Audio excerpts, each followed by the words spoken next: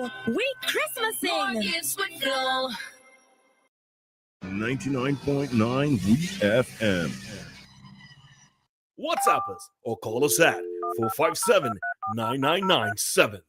Activated Mornings on WEFM 99.9 is on now.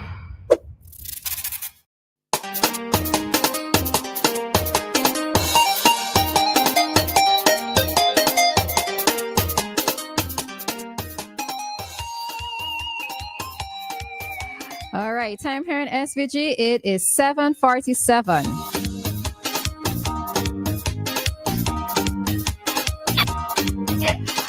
All right, and good morning to you, Kingsley. Hey, morning. Everything is okay? Yeah, man, I good. What about you? You doing Lone Ranger this morning? Yeah. It appears that way. Well, if I only knew you were doing Lone Ranger, I'd invade your territory and come on the program. Man, you're welcome anytime. Come on down. Yeah, well, here's something. I sit yesterday and I listened to some people commenting on the commentary, and I felt a little bit good that you integrated. But here what happened, right? It's a few people who call the radio. I don't know if you know them as the name that I have them, but you'll probably figure them out. There's a guy we call Queens. I guess you know him. Mm-hmm. It's about a guy that we call Max. He's from Leo. Mm-hmm. Then it's have Dave Roberts. Dave has been around a while and has some level of experience. Then we have Mr. Hamilton, Tegan Hamilton, who is all over the place with his commentary. I don't know if you ever met him, but I have known Mr. Weeks through radio. I never met him personally, but I'm in love with his kind of commentary because when you listen to him, he keeps you thinking. Mm-hmm. Then we have Jomo Thomas who do the Voices program and do commentary as well.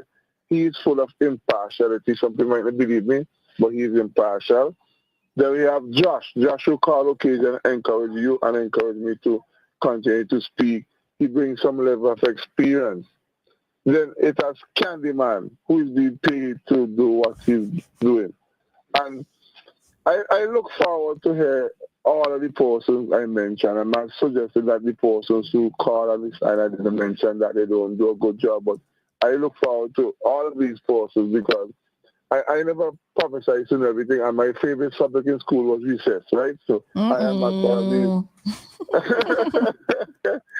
So I always look for persons, and over the years, I have, like I told you several times, that I have met Glenn Jackson through radio, and he's the one who used to encourage me to do what I'm still doing. And I don't know if Dave Roberts ever tell you, but he did a program called ndp.com. Yeah, Dave ever tell you that?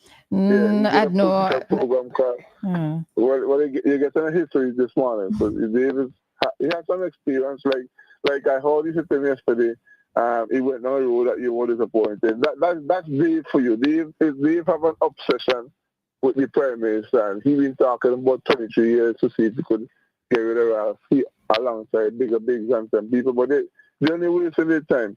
So I look forward to hear everybody commentaries. Once they maintain a level of respect for you, and the listeners is important. Because I'll tell you something, it's have other people tuning to other radios this morning because their personality is not on the radio. They switch as well. So I know that we have a maximum listenership, and that is why I choose to do this particular commentary this morning, because I just want to encourage persons to pay attention to people and their commentators and the commentary, because you never know. You will learn something that you never know. And it is important that we allow everybody to speak, because here what happened. We have them running a business, and they will say, oh, it appears that WEFM is a ULP station. You get that? But that is not necessarily true, because I am not a ULP supporter, and I have a permanent program on WEFM every Tuesday night called Feedback. And I show that Jews been getting pressure from people to not have me commentating and making commentary. But I try my best, as you probably noticed, to be impartial and fair across the board. And I think that we need to see more of that coming from the persons who are making commentary. Like I said, Jomo Thomas is very impartial. Is that people call to them and say that they don't think that because they think he has an agenda and he has something in his core. That's not necessarily true. I love to hear Mr. Weeks because Mr. Weeks brings a level of experience from working in the civil servant for quite a long time. And now he's retired and he has that time where he can call and inform the uninformed and keep us right on the river of where we should go. So I'm encouraging persons to listen to the commentators, whether they speak here, there, and everywhere. We want them to come here and share their view here and think what they're saying, because sometimes what you don't know can probably kill you. And that's my thought this morning. And I hope you have a wonderful weekend, okay? All right, thanks. I hope you do as well, to Kingsley. Okay, have a great evening. All right, take care.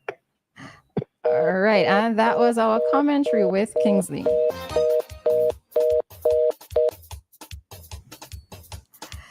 All right, so yes, Kingsley does make an important point there in terms of being able to listen to various sides, right? I often think that is a problem for some persons here in society, right? Within society, sometimes especially within Radio Land, where we don't know how to think objectively or maybe speak objectively.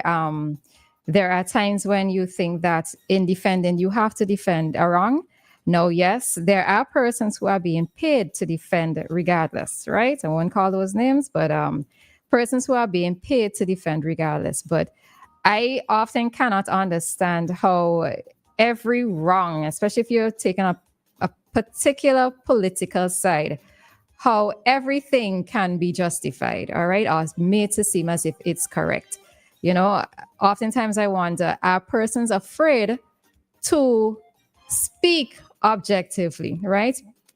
Without necessarily having to be forced to be aligned to a particular side, all right? But it happens in various discussions, even within our own discussions among friends, etc., and so forth. Many persons don't know how to think and speak objectively, but yeah, right. And as you said, it's important to listen to various commentators so that you can have an appreciation of seeing things from different angles. All right. So that's that. All right. So thanks very much for that commentary this morning, Kingsley. All right. So let's head into a topic at this time. And for those of you who are on the live, or you can join the live at this time, there was a vehicular, a lady was struck yesterday by a vehicle, and the video is circulating on social media, and it is an interesting one to look at, right? So if you are on the live, I'm going to play that and just briefly discuss it at this time, okay? So hop on over to the live. And let me bring that up for you. All right, so for those of you who did not see it, you can see it now as soon as I find it. All right, here we go.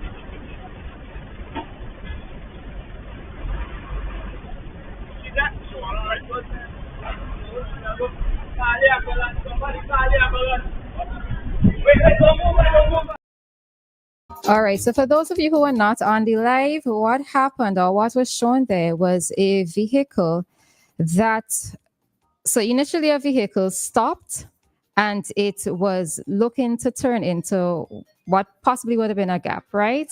And the vehicle behind it overtook that vehicle that was making the turn. In maneuvering the vehicle, that vehicle then ended up striking a lady who was at the side of the road, possibly waiting on public transportation, right? Now, when I looked at it, it's like one of those scenes from Out of Final Destination where, you did not, or you would not be expecting that something like this would happen, but it has happened to that individual. I think the bigger question for me looking at that video was the driver of the white vehicle did that person give early indication that they were planning to turn into the gap that they were going to turn? I'm not here to judge or to throw blame, but I'm here I'm asking questions, all right? Because I want to strongly believe that if early indication was given, right, and the person behind who was overtaken was alert, then this situation possibly would not have happened if everyone was alert. And there are many times when, as a driver, I've witnessed that you're directly behind a vehicle, and persons would say that they've indicated, but they've indicated at the very last minute. All right. They've indicated almost as if they forgot that they were going to turn into a particular gap, or they're going to make a particular turn or to signal. And it's at that minute when they remember that they indicate. Now, it's unfortunate what has happened to this lady. And this is one of those things where even as somebody just walking the streets, you are not sure what could happen to you, right? You know, you're just there standing by the side of the road, you're waiting on public transportation, and look what could befall you. All right, or befall upon you. So it's very sad, it's very unfortunate. And I suppose that in time we would hear exactly what has happened here. But let this be a reminder to all of us. I can't even say let this be a reminder to the pedestrian, because, or the person who was there standing at the side of the road, because she was doing what she was supposed to be doing, standing at the side of the road out of traffic. But for those of us who are drivers, to please stay alert. Every day we get tips from the traffic department in terms of what we should be doing. And again, how many persons actually pay attention to the tips that are given? How many persons utilize basic common sense when they are driving? All right. You know that you have to indicate. You cannot wait until you get to a particular point. When you remember that you're going to turn, you have to indicate early. Persons who are driving behind, when it comes to overtaking, try to overtake when it is safe. All right. You also have to be very alert, because the other thing too is that you have to stop and think for the other drivers who are on your road. Many persons don't do that. So sometimes you would have to take that responsibility up for yourself. All right. So let's all just be a little bit more cautious, drivers and pedestrians alike. Let us all be a bit more cautious. And I am wishing well to the lady who was struck. I'm hoping that she isn't going to endure any serious or long-lasting injuries as a result of the incident. And I'm also a little bit concerned for both drivers who are also involved in that situation. All right. So, yeah, let's stay alert, guys. We're trying to make it to... We have a guest here this one. That's why I'm chuckling, folks. All right. So we are all trying to make it to the end of the year, or to the start of the new year. So let's be a little bit more alert. All right. At this time, we are going to take a break. And when we come back, we'll be having an interview with a very special person.